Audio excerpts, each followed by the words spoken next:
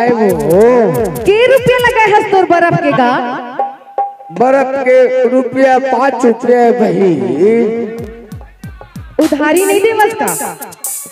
बात सुनो, गर्मी के दिन बही बर्फ ला चूस दे वो तो शरीर अग अग ठंडा हो गई बही। ऐसे का? पो पो पो पो ताई चूसे है कब हो ले बता देगा।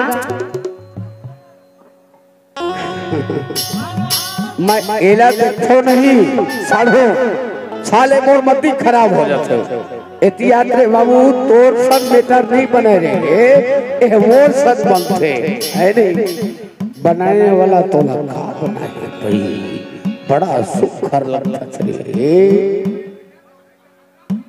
ऐसे का? आना हाथ मथर के बने चूस ले मन भर के। अच्छा आना हाथ मथर के बने चूस ले मन भर के। आना हाथ मथर के बने चूस ले मन भर के। घरे तोला चलती लगे हवाई वो गर्मी घरे तोला चलती लगे हवाई वो गर्मी एक बार ट्राई कर ले।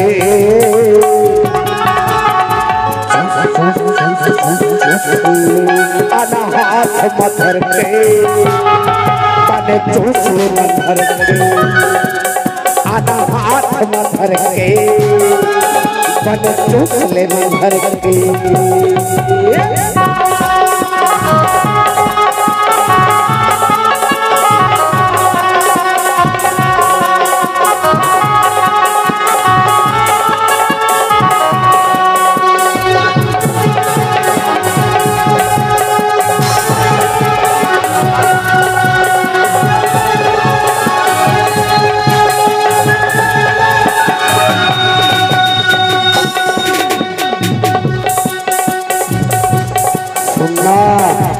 अरे कमल वो चूसे से काजा नहीं मरम लरे साढ़ो तोर बर्फ सेफ्टी वाला है का गोलवा वाला है का? कैसे वो तय सेफ्टी वाले चूके हैं कि गोलवा वाले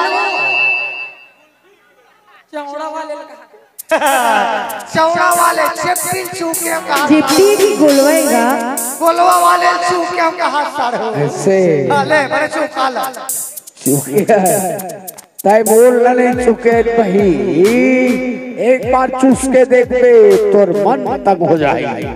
ऐसे का? तब कैसे हो कोनो गर्मी रे कोनो सर्दी कोनो गर्मी हो कोनो सर्दी देखा जमा के भाई एक बात कराई।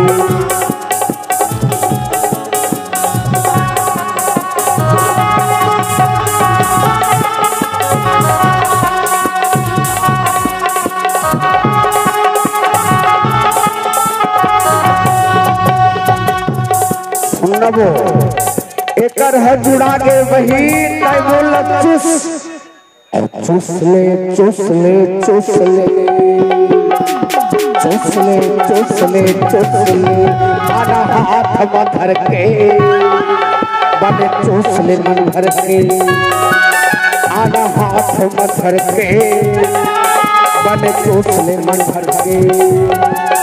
घरे तोला सर्दी लगे हवाई वो गर्मी घरे तोला सर्दी लगे हवाई वो गर्मी एक बार ट्राई कर ले।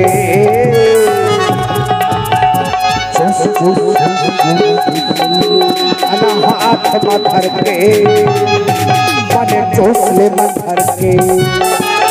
आना हाथ मथर के बने चूस ले मन भर के। आना हाथ मथर के बने चूस ले मन भर के।